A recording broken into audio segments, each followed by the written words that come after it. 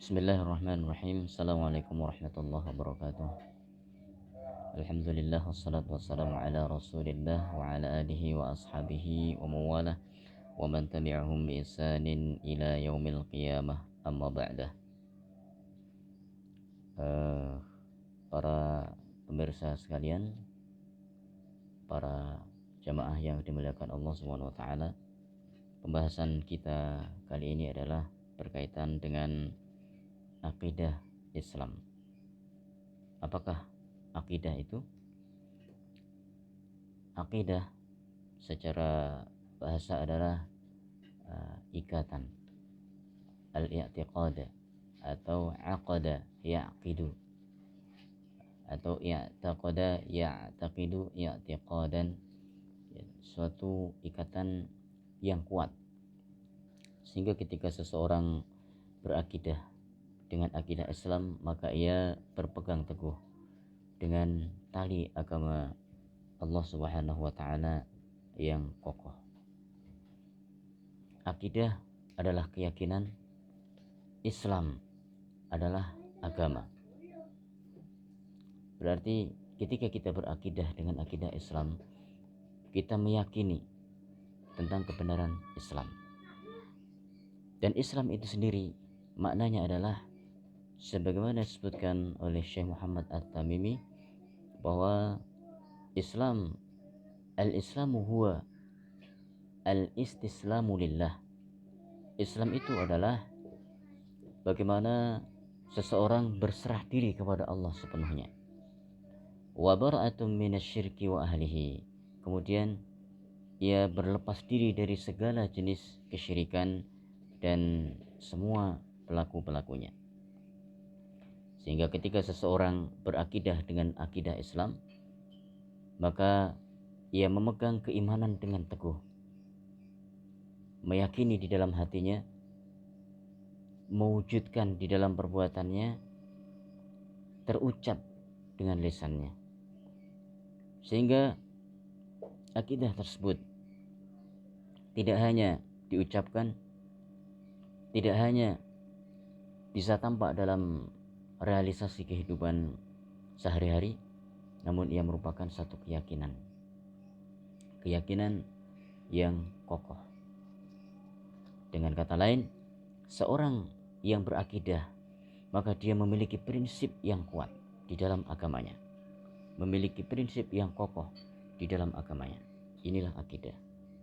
Inilah definisi akidah Islam, di mana akidah itu adalah bagian daripada keimanan atau nama lain daripada iman. Suatu saat Nabi Shallallahu Alaihi Wasallam mengajarkan kepada para sahabat tentang akidah, tentang keimanan. Ketika keimanan mereka menjadi kuat, maka Nabi Shallallahu Alaihi Wasallam mengajarkan Al-Quran.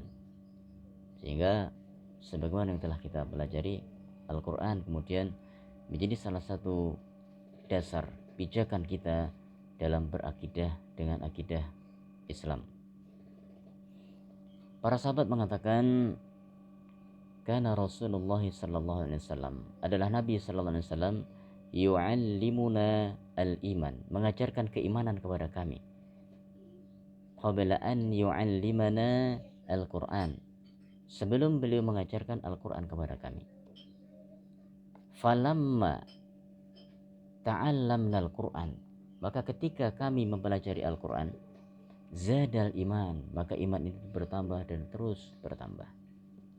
Inilah pentingnya kita mempelajari akidah Islam. Kemudian dasar perintah kita di dalam berakidah dengan akidah Islam, di antaranya adalah yang terdapat di dalam surah Thaha ayat 14. Ketika Allah berfirman kepada Nabiullah Musa alaihissalatu wassalam, Allah mengatakan, innani anallahu la ilaha illa ana fa'budni wa aqimis salata li dzikri. Sesungguhnya aku, kata Allah Subhanahu wa taala dalam surah Thaha ayat 14, sesungguhnya aku adalah Allah, yaitu Tuhanmu. Fa'budni, maka sembahlah aku, ibadahilah aku, kata Allah Subhanahu wa taala kepada Nabi Musa alaihissalatu wassalam.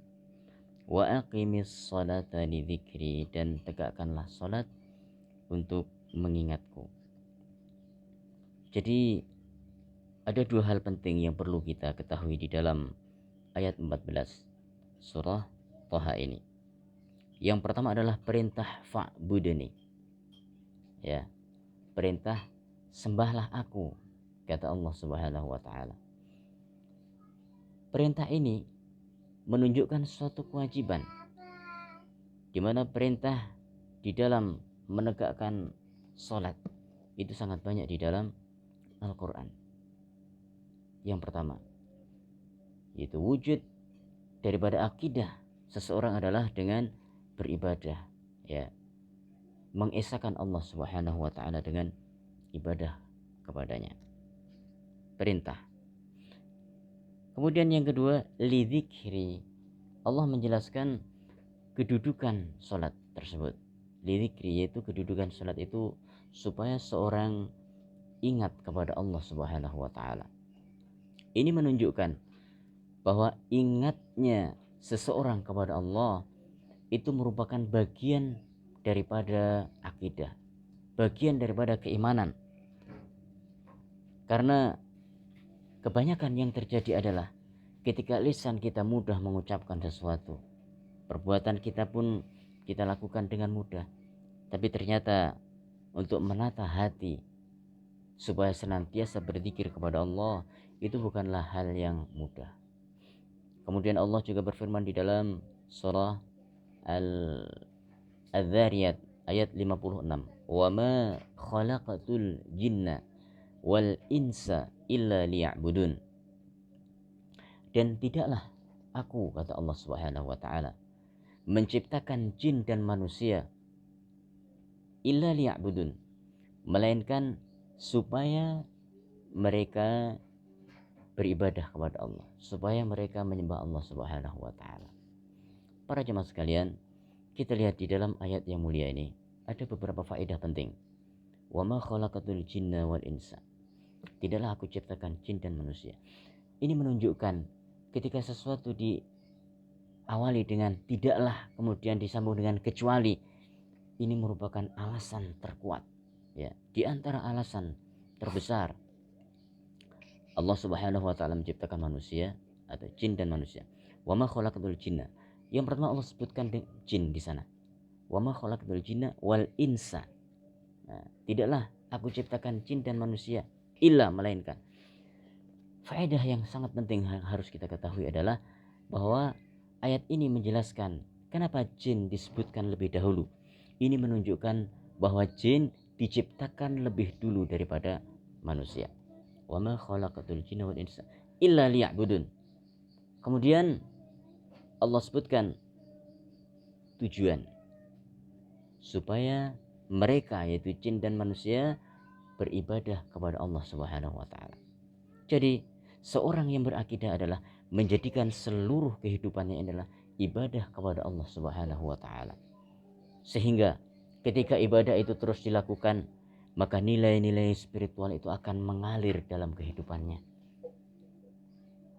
Apa indikator seseorang memiliki nilai-nilai spiritual dalam kehidupannya? Lisannya akan menjadi lurus dalam berbicara, ya. Perbuatannya akan menjadi perbuatan yang mulia, ya. Seandainya tangannya berbuat, maka ia lakukan untuk kebaikan. Seandainya matanya melihat, maka digunakan untuk melihat kebaikan. Seandainya telinganya mendengar, maka digunakan untuk mendengar satu kebaikan. Seandainya kakinya melangkah, maka ia melangkah pada tempat-tempat yang baik. Ini adalah indikator keimanan seseorang, ya. Di mana kehidupannya akan bernilai ibadah, di mana ruh spiritual itu akan senantiasa hadir di dalam kehidupannya. Ini yang perlu kita perhatikan. Sehingga di dalam pelajaran atau mata kuliah pendidikan agama Islam ini, kita tidak hanya sekedar menyelesaikan tugas, tidak hanya sekedar membaca Al-Quran begitu saja, tidak hanya sekedar kita hadir di dalam perkuliahan, namun apa indikator apa yang kita rasakan setelah kita mempelajari akidah Islam ini. Selanjutnya, di dalam ayat yang setiap hari kita baca juga ada penjelasan tentang akidah ini. Itu ketika kita membaca surah Al-Fatihah, kita membaca Bismillahirrahmanirrahim. Maka ini menunjukkan bahwa seseorang ia senantiasa mencari keberkahan di dalam segala aktivitasnya dengan mengucapkan Bismillah, dengan memohon pertolongan kepada Allah. Ini ayat pertama dalam surah Al-Fatihah.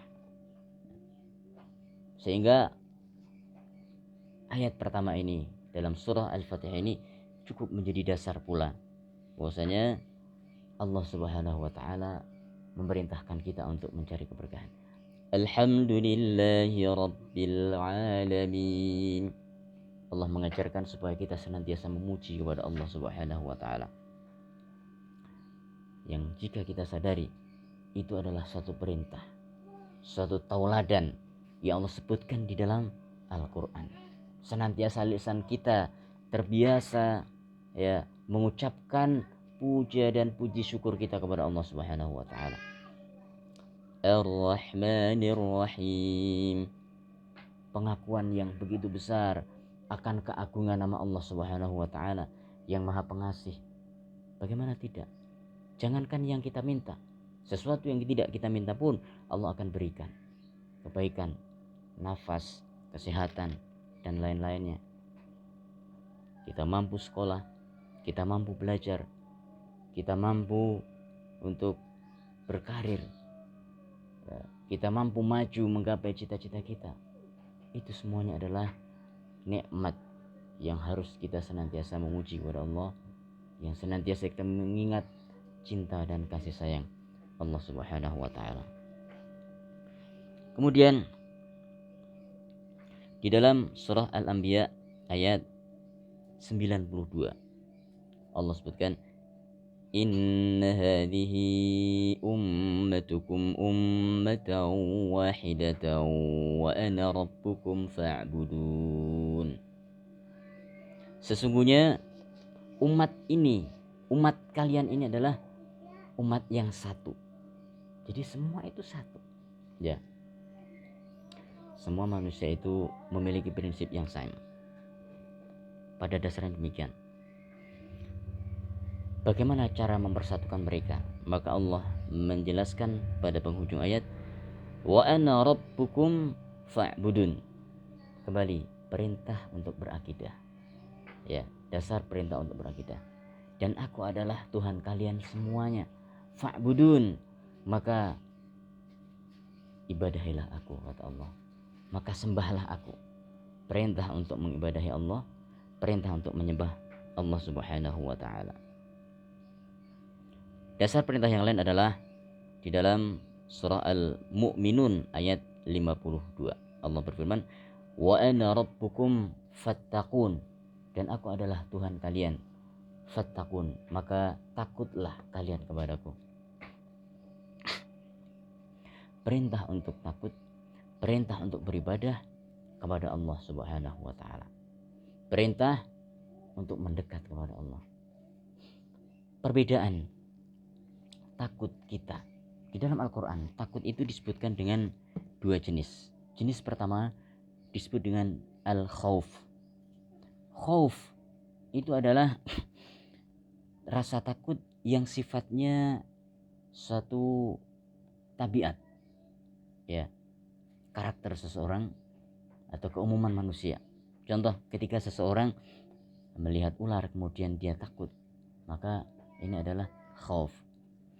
Biasa ketika seseorang berada di tempat yang tinggi kemudian dia khawatir akan jatuh, maka ini adalah takut.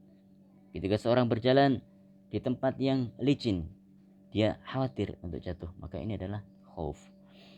Kemudian ada takut yang sifatnya berlandaskan dengan ilmu, akidah, ya. Maka takut tersebut dinamakan dengan al-khosyah, ya. Inilah yang disebut dengan takut yang diawali dengan takwa, sebagaimana dalam surah Al-Mu'minun ayat 52 tadi, ya.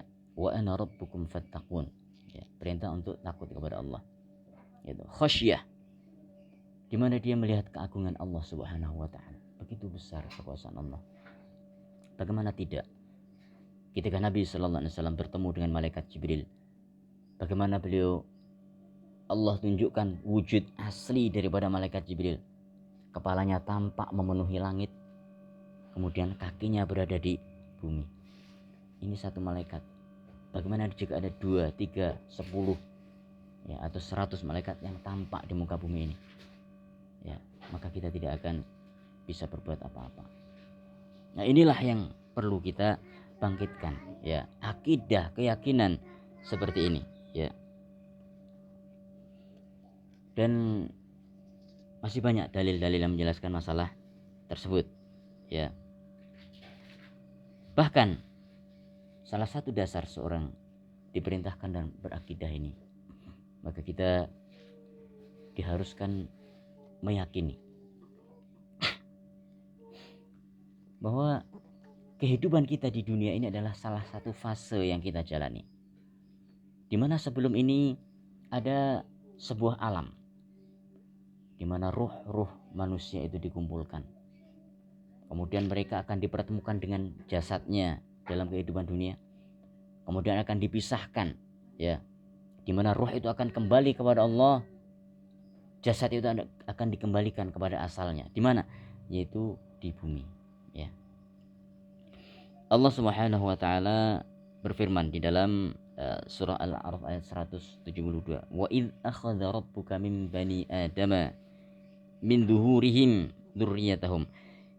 Ketika Tuhanmu mengambil perjanjian dari keturunan Nabi Adam alaihissalam, min duhurihim, itu diawali dengan ketika Allah mengusap, ya, punggung Nabi Adam alaihissalam, dzurriyyatahum, sehingga kemudian keluarlah, ya, keturunan atau ruh-ruh keturunan Nabi Adam alaihissalam.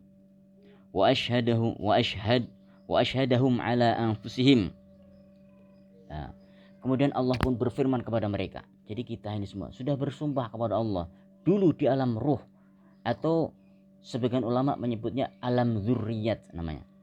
Nah, alam dzurriyat. Ini bagian daripada akidah yang harus kita yakini. Kemudian Allah pun bertanya kepada mereka, alastu birabbikum, bukankah aku ini Tuhan kalian? Apakah kalian bersahadat? Kalian menyaksikan? Qalu bala syahidana. Maka mereka, ya, keturunan Nabi Adam itu serempak. Ruh keturunan Nabi Adam mengatakan, qalu bala syahidana, wahai Tuhanku, wahai Tuhan kami bersaksi bahwa Engkau adalah Tuhan kami. Maka hendaklah kita senantiasa, ya, kembali mengingat, ya, kembali kepada Allah Subhanahu wa taala.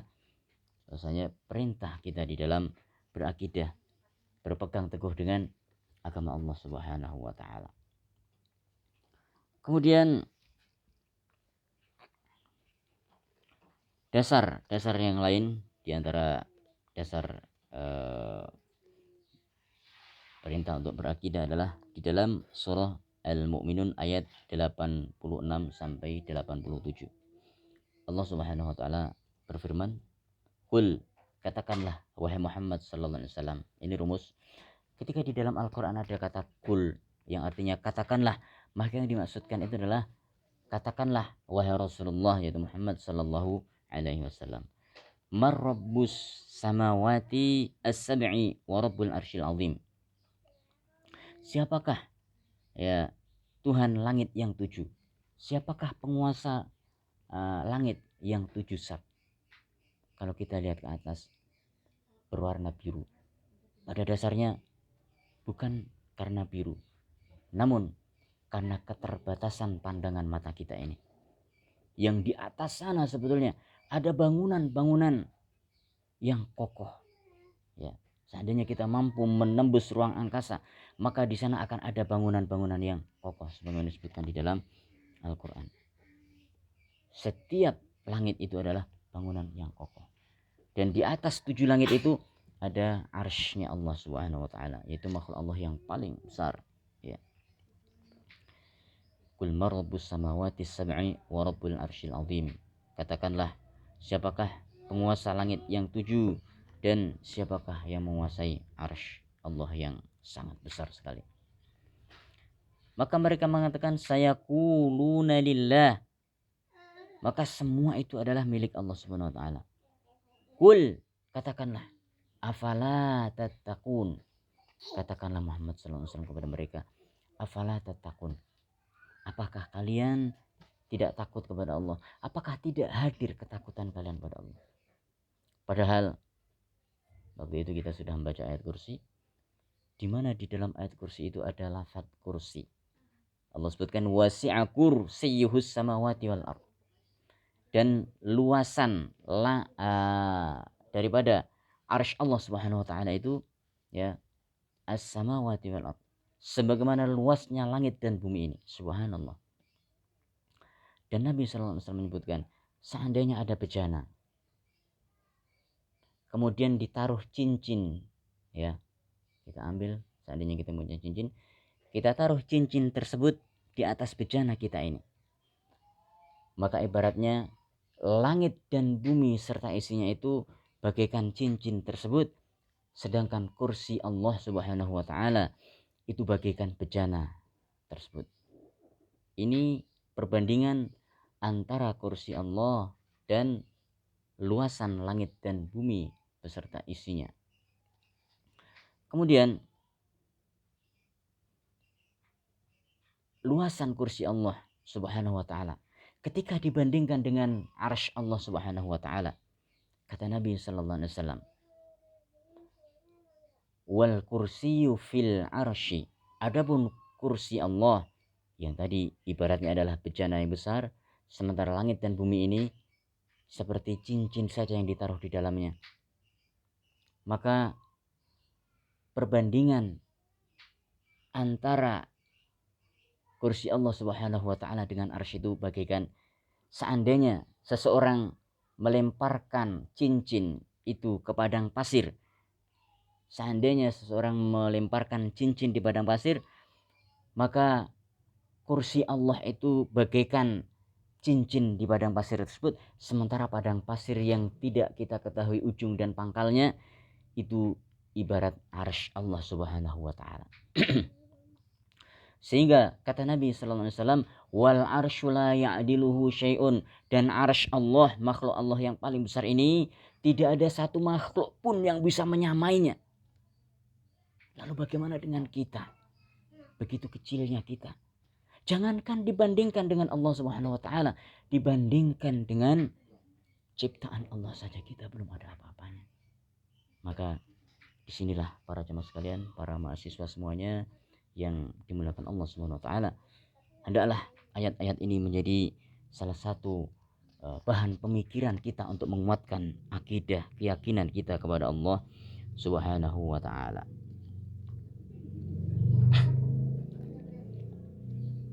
Kemudian Allah Subhanahu wa taala juga berfirman di dalam surah Al-Maidah ayat 72, ya bani Israil a'budullaha rabbi wa rabbakum. Ya, wahai ya Bani Israel, beribadahlah, sembahlah Allah. Ini perintah. Ternyata perintah berakidah itu bukan hanya untuk kaum muslimin saja. Bani Israel dulu sudah Allah perintahkan di dalam Al-Quran.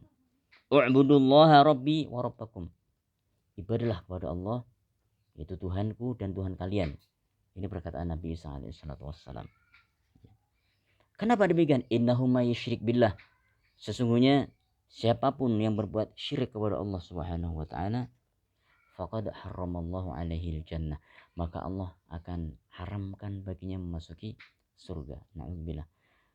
Wa ma'wahun nar, dan tempat kembali mereka adalah neraka. Wa ma lidh-dhalimina min ansar, dan tidak ada penolong bagi orang-orang yang berbuat zalim. Di mana kesyirikan itu adalah kezaliman yang besar, sebagaimana firman Allah, innasyirka la dzulmun adzim. Sesungguhnya kesyirikan itu adalah kezaliman yang sangat dahsyat sekali. Walaupun seseorang baik, walaupun seorang berakhlak mulia, tapi ketika dia kemudian mensekutukan Allah, ya, berbuat kesyirikan, maka di dalam Islam akidahnya telah menjadi rusak, ya. Akidah kita adalah keimanan, dan yang tertinggi adalah keimanan kepada Allah Subhanahu wa taala. Selanjutnya, realisasi akidah dalam kehidupan. Apakah ada realisasi akidah di dalam kehidupan?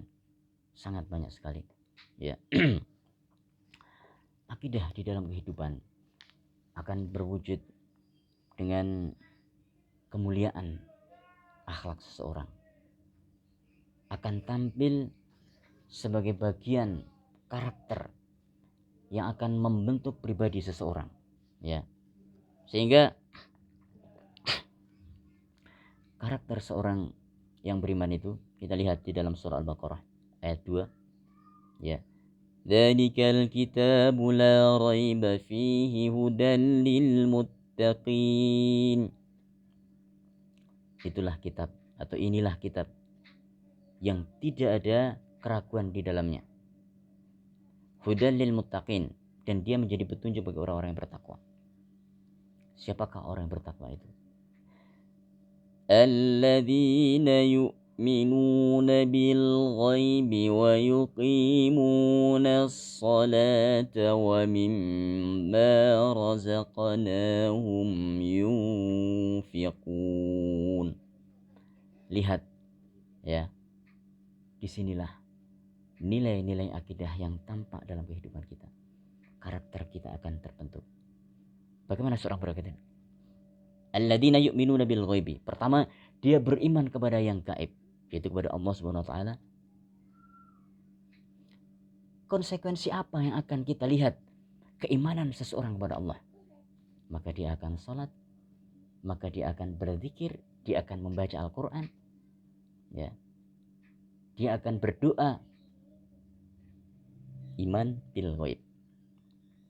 Wa yuqimuna as-salata, dia akan menegakkan salat, ya, menegakkan salat. Dia akan khusyuk di dalam salatnya. Ini yang kita lihat indikator keimanan seseorang secara vertikal. Secara horizontal bagaimana? Di penghujung ayat yang ketiga, wa mimma razaqnahum yunfiqun. Maka orang tersebut dia tidak akan menjadi orang yang bakhil, yang pelit, ya. Dia akan senantiasa berinfak, menolong orang lain, baik dengan pikirannya, dengan tenaganya, dengan uangnya, ya. Dia akan senantiasa memberikan yang terbaik untuk orang-orang yang di sekitarnya. Inilah nilai spiritual yang sempurna. Hubungan vertikal sempurna, hubungan horizontal pun juga sempurna. Wa mimma razaqnahum yunfiqun. Ini realisasi akidah dalam kehidupan. Di dalam surah yang sudah kita hafalkan, alam nashrah laka sadrak wa wada'na 'anka wizrak alladhi anqadha dhahrak wa rafa'na laka dhikrak fa inna ma'al usri yusra. Ini satu wujud keyakinan akidah, ya, yang tampak dalam realitas kehidupan. Fa inna ma'al usri yusra. Seorang meyakini bahwasanya pertolongan Allah itu akan datang setelah ia menjalani kesulitan yang panjang.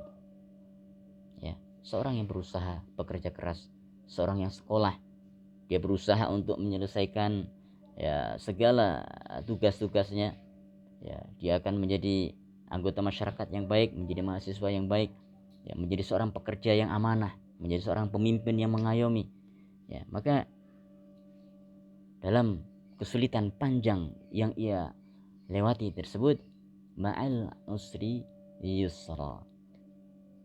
Jadi ma'al usri yusra, akan ada kemudahan-kemudahan yang ia peroleh.